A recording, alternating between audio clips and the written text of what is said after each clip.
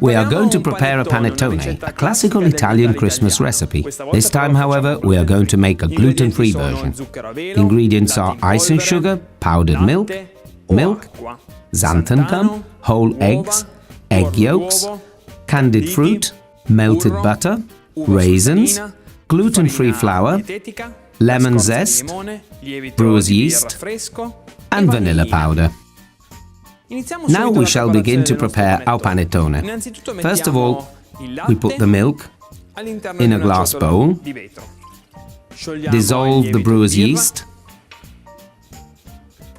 and mix it slightly so that it melts quicker.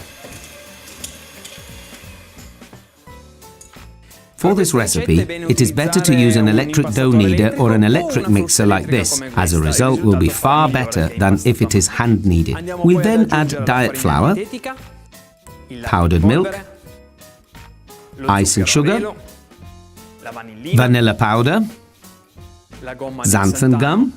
This simply acts as a thickener and makes the dough slightly elastic. This is something we need for this recipe. And so we'll begin to knead.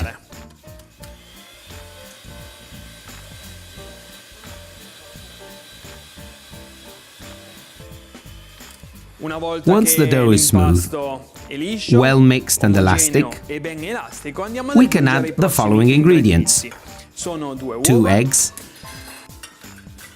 and 2 egg yolks. Knead one last time. Oh, I forgot to mention that the dough will be slightly soft, but it is just right for the panettone.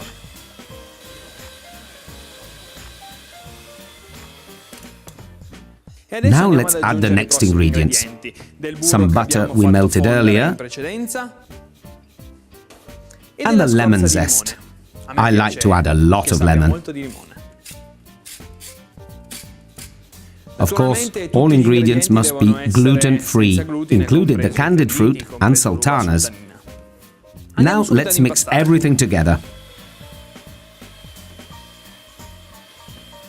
At this point, we need to leave it for 10 minutes to rise. Then we will go back to our dough and make our panettone. After leaving it to rise for 10 minutes, let's add the remaining ingredients. Of course, if you don't like raisins or a particular kind of candied fruit, you can add larger quantities of something you prefer. Pour these in and mix everything together with an electric mixer. Once we have a smooth consistency, let's pour the mixture into the panettone molds.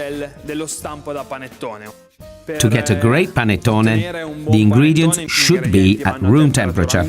To achieve the best rising results, I recommend leaving the dough near a radiator or in a warm place until it has doubled in size. Leave for about 30 minutes. Once it has risen, you can see how it has formed this beautiful dome shape. It's time to pop it in the oven.